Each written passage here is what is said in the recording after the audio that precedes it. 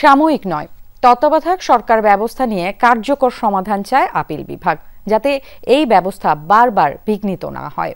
সংবিধানের 'ত্রয়োদশ সংশোধনী সংক্রান্ত রিভিউ শুনানিতে একথা বলেন প্রধান বিচারপতি। পরে আপিলের অনুমতি দিয়ে শুনানির জন্য ২১ অক্টোবর দিন ধার্য করেছেন সর্বোচ্চ আদালত। আইনজীবীরা বলছেন, আপিলে ফিরবে নির্বাচনকালীন তত্ত্বাবধায়ক সরকার ব্যবস্থা, সুসংহত হবে গণতন্ত্র। সর্বোচ্চ গ্যাস সাশ্রয়, যমুনা গ্যাস স্টোভ, আধুনিক, নিরাপদ ও দীর্ঘস্থায়ী। ২০০৯ সালে ক্ষমতায় আসার পর আপিল বিভাগের রায়ের আলোকে তড়িঘড়ি করে তত্ত্বাবধায়ক সরকার বাতিল করে আওয়ামী লীগ সরকার। নিজেদের অধীনে নির্বাচন করতে তত্ত্বাবধায়ক সরকার সম্পর্কিত সংবিধানের 'ত্রয়োদশ সংশোধনী বাতিল করে আনা হয় ৫৫ সংশোধনী।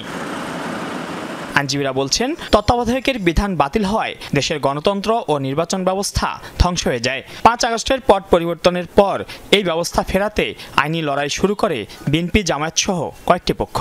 দুদিন শুনানি শেষে আপিলের অনুমতি দেন সর্বোচ্চ আদালত। শুনানিতে প্রধান বিচারপতি বলেন, সাময়িক নয়, তত্ত্বাবধায়ক সরকার ব্যবস্থা নিয়ে কার্যকর সমাধান চায় আপিল বিভাগ, যাতে এই ব্যবস্থা বারবার বিঘ্নিত না হয়। এ সময় তিনি প্রশ্ন তোলেন, যদি এখন তত্ত্বাবধায়ক ফিরিয়ে দেওয়া হয় তবে এটি কবে থেকে কার্যকর হবে?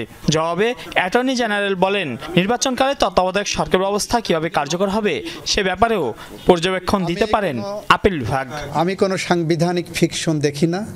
অন্তর্বর্তী সরকার যেমন সাংবিধানিক পরিকাঠামোর মধ্যে আছে, একইভাবে সুপ্রিম কোর্টের ক্ষমতা আছে তত্ত্বাবধায়ক সরকার কখন থেকে কার্যকর করবেন সেই গাইডলাইন দেওয়ার। এটা আমি কোর্টকে বলেছি। বিএনপি, জামায়াত সহ আবেদনকারীদের আইনজীবী বলছেন, তত্ত্বাবধায়ক সরকার ফিরলে সুসংহত হবে দেশের গণতন্ত্র। প্রধান বিচারপতি জেলে যাওয়ার কারণ হচ্ছে তিনি শুধু বিচার বিভাগকে ধ্বংস করেন নাই, এদেশের মানুষের সমস্ত অধিকারকে ধুলায় মিশিয়ে দিয়েছেন।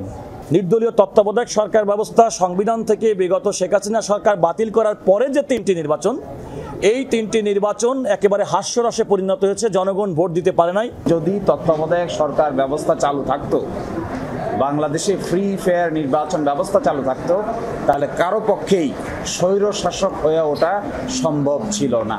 আমি মনে করি যে আমরা সঠিক পথে আছি। আমরা ত্রয়োদশ সংশোধনীটা বাতিল করা হয়েছে অনেকগুলো ঠুনকো যুক্তি দিয়ে। তত্ত্বাবধায়ক সরকার বাতিলের রায় নিয়ে প্রতারণা করায় সাবেক প্রধান বিচারপতি খায়রুল হকের বিরুদ্ধে আরও মামলা হওয়া উচিত বলে মনে করেন বিএনপির আইনজীবীরা। This is very important.